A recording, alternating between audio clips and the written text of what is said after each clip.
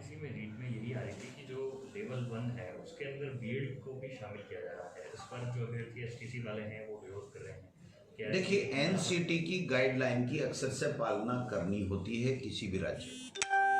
NCT की जो भी गाइडलाइन होगी इसके बारे में बीएड को करने की नहीं करने की, उस एनसीटी की गाइडलाइन का पालन किया जाएगा। सर, अंकों में रियायत दी गई है 5 से लेकर 20%, लेकिन टीएसपी के कई ऐसे क्षेत्र हैं जहां पर जो वर्ग हैं उसमें निर्धारण नहीं है। जैसे डूंगरपुर उदाहरण एक बात करते हैं, वहां ओबीसी को जनरल के बराबर रखा जाता है। तो ऐसे में क्या उनको रियायत मिलेगी? साथ ही एमबीसी में जनरल तो आ जाता है लेकिन वहाँ ओबीसी को रियायत नहीं है। देखिए, वहाँ के लिए गजट नोटिफिकेशन महामहिम राज्यपाल के द्वारा निकाला गया है, तो उन लोगों को किसको क्या रियायत मिलेगी उसमें हमारा विभाग कुछ भी नहीं कर सकता। उसमें जो महामहिम राज्यपाल से जो नोटिफिकेशन तत्कालीन सरकार के समय निकला हुआ है उसी के ऊपर हमको चलना पड़ेगा। और मोटा मोटी जो शिक्षक पात्रता परीक्षा होती है या सिलेक्शन होता है उसमें जो एनसीटी की गाइडलाइन है वो हमारे लिए मैंडेटरी है। तो एनसीटी की गाइडलाइन से हम इधर उधर नहीं जा सकते। एनसीटी ने हमको ये जो रिलैक्सेशन देने का जो हमको अधिकार राज्यों को दे रखा है उस अधिकार का उपयोग किया गया है।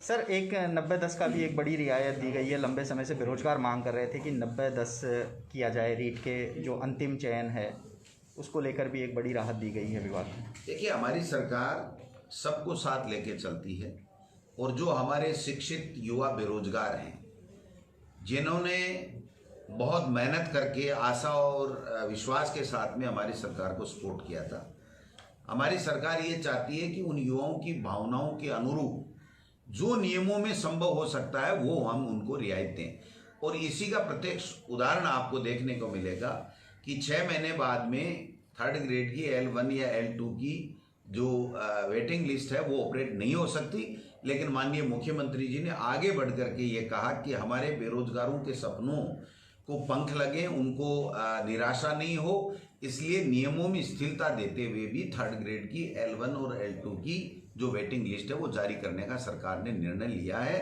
और आज जो ये निर्णय रीट के लिए लिया गया है, मुख्यमंत्री जी ने स्वयं ने 25 अप्रैल की डेट भी तय कर दी है और इसके साथ साथ काफ़ी रियायतें दी गई हैं। और ये 90-10 का जो रेशियो है ये भी हमारे शिक्षित राजस्थान के युवा बेरोजगारों की मांग के ऊपर नियमों के मुताबिक संशोधन किया गया है। सर, एक तबादलों को लेकर कई ऑनलाइन फोरम पहले भी आए थे और अब आपने भी कहा था सीकर में कि 3rd ग्रेड तबादलों को लेकर दोबारा से पॉलिसी यहाँ पर बनाई जाएगी। कब तक सर तबादलों को होने के आसार है? देखिए, 3rd ग्रेड से ऊपर तो ट्रांसफ़र हुए भी हैं और जहां बचे हैं वहां जल्दी हम लोग करेंगे। ये आचार संहिता जो नगर पालिका और पंचायत राज के कारण से थोड़ा सा हुआ है, बाकी ऐसा नहीं है, ट्रांसफ़र करने ही है, कोई दिक्कत नहीं, सरकार तैयार है। मुख्यमंत्री जी इस बात के लिए पूरी तरह से सहमत हैं। तो 3rd ग्रेड के लिए हमने एक पॉलिसी बनाई है और वो पॉलिसी हमने ऊपर के लेवल पे हमने सबमिट की है। उसकी अब एग्जामिनेशन किस प्रकार से उसको परीक्षण करवाते हैं मुख्यमंत्री जी कमेटी बना के या किस प्रकार से, और उसके बाद में ही हम लोग लागू कर पाएंगे। क्योंकि 3rd ग्रेड में सबसे बड़ी दिक्कत ये है कि जो बाड़मेर, जैसलमेर और 11 जो प्रतिबंधित जिले जो घोषित कर रखे हैं पहले से, उनमें जो टीचर्स हैं वो सब अपने इधर 9, 10, 11, 12, 13 जिलों में आना चाहते हैं, जबकि यहाँ पर इतनी वैकेंसीज नहीं है। तो मैं समझता हूँ कि उनमें आपस में किसी तरह का वो नहीं हो कि मेरे साथ न्याय नहीं हुआ। तो मैं समझता हूँ इसके लिए हमने एक एक्सरसाइज करके एक कमेटी बनाई थी और उस कमेटी ने अपनी रिपोर्ट दी है कि इस तरीके से हम इस ट्रांसफ़र पॉलिसी को अपन कर सकते हैं। तो वो अब प्रक्रियाधीन है और जब भी प्रक्रिया पूरी होगी उसके बाद में वो चीज़ सामने आएगी। सर, कोरोना संक्रमण की दर पहले की तुलना में कम हुई है, क्या स्कूलों को दोबारा खोलने का कोई विचार चल रहा है? बिल्कुल, देखिए, इसमें मुख्यमंत्री जी भी बहुत संवेदनशीलता के साथ में विचार कर रहे हैं और चिकित्सा विभाग और होम डिपार्टमेंट और केंद्र की एसओपी, ये सारी चीज़ें मिलकर के ये चीज़ें तय होती हैं। तो अब चूंकि कोरोना कम हो रहा है तो इसके ऊपर भी मुख्यमंत्री जी से हम लोग आज चर्चा करेंगे कि वो विभिन्न विभागों से भी बात कर लें और सरकार की जो केंद्र सरकार की गाइडलाइन है उसका भी हम लोग अध्ययन कर लें और अन्य स्टेट्स का और का सबका परीक्षण करने के उपरांत इसके ऊपर मुख्यमंत्री स्तर के ऊपर ही निर्णय हो पाएगा कि स्कूलें कब से हुई। सिलेबस में और कटौती की बात की थी बीते दिनों अधिकारियों ने। नवंबर में जब आपने कहा था कि वर्किंग डे कम होंगे उस अनुसार ही सिलेबस को कम किया जाएगा। देखिए, अब सिलेबस को कम करने का अब कोई औचित्य नहीं है। हमने आओ घर से सीखें एक कार्यक्रम चलाया और उस कार्यक्रम के तहत हम वर्क बुक दे रहे हैं, बच्चों से भरवा रहे हैं, बच्चों को घर पे वर्क बुक दे करके पुस्तकें दे दी गई हैं, वो भर भर के दे रहे हैं। तो मैं समझता हूँ अब इसको ज़्यादा समीक्षा करके और इसको और छोटा करने का कोई औचित्य नहीं है। बच्चे अपने घर से पढ़ रहे हैं, अभिभावक सारे उनको मोटिवेट भी कर रहे हैं और पढ़ा भी रहे हैं। तो अब जब प्रश्न पत्र आएगा या एग्जाम होगा या टेस्ट होगा तब इसको देख लिया जाएगा कि किस तरीके से कितना अध्ययन हुआ है और किस तरीके से बच्चे का जो आगे का फ्यूचर है वो कहीं दिक्कत में नहीं हो। तो इस बात को उस टाइम देख लिया। तो अब एग्ज़ाम भी आगे बढ़ाई जाएगी।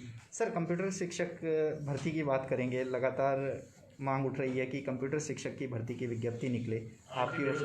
कंप्यूटर शिक्षकों के लिए कैडर का निर्माण की बजट घोषणा की गई थी और मैं समझता हूँ वो फाइनेंस में हमने पत्रावली भिजवाई है। उस क्वेरीज उनकी थी जो हमने पूरी की है। तो मैं समझता हूँ इस वित्तीय वर्ष में जो बजट घोषणा थी वो कार्डर निर्माण की थी। तो इस वर्ष में हम लोग कार्डर निर्माण पूरी तरीके से कर देंगे और उसके बाद में जहाँ जहाँ आवश्यकता होगी वो भर्ती के लिए चूँकि मुख्यमंत्री जी इसमें निर्णय लेंगे, अंतिम निर्णय, तो मैं समझता हूँ कार्डर के निर्माण की बजट घोषणा को हम इसी वित्तीय वर्ष में पूरा कर देंगे। नए पदों पर भी सर कई भर्तियां जो है पाइपलाइन में है उसको लेकर। देखिए, नए व्याख्याता की जो भर्ती है उसको रिजल्ट काफ़ी आ चुके हैं। डीपीसीज हमने कर ली हैं तो उसकी पदस्थापन की प्रक्रिया चल रही है।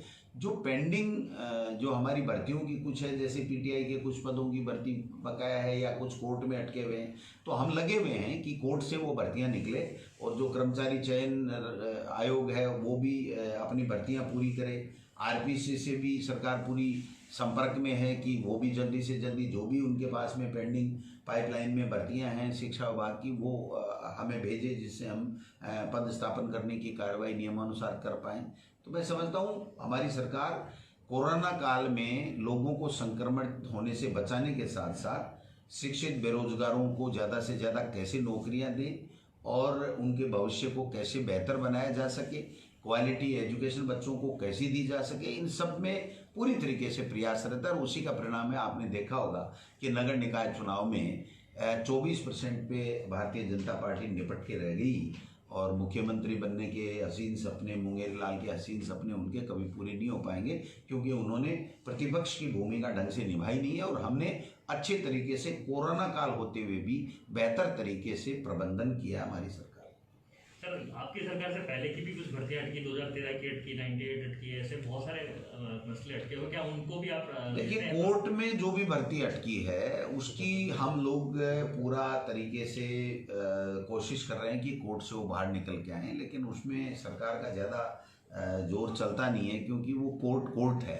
तो मैं आपने देखा होगा आरएएस की भर्ती इंटरव्यू जारी कर दिया था उसकी कैलेंडर और उसके बाद में कोर्ट में वो वापस अटक गई। तो कोर्ट की भर्ती के बारे में हमारा तरफ से कुछ नहीं कहा जा सकता, लेकिन सरकार का यह प्रयास रहता है कि कोई भी भर्ती अगर कोर्ट में है तो वो निकले और वो धरातल पे उसकी क्रियान्वित हो। सर, 98 वाले जो शिक्षक है वो लगातार प्रदर्शन कर रहे हैं।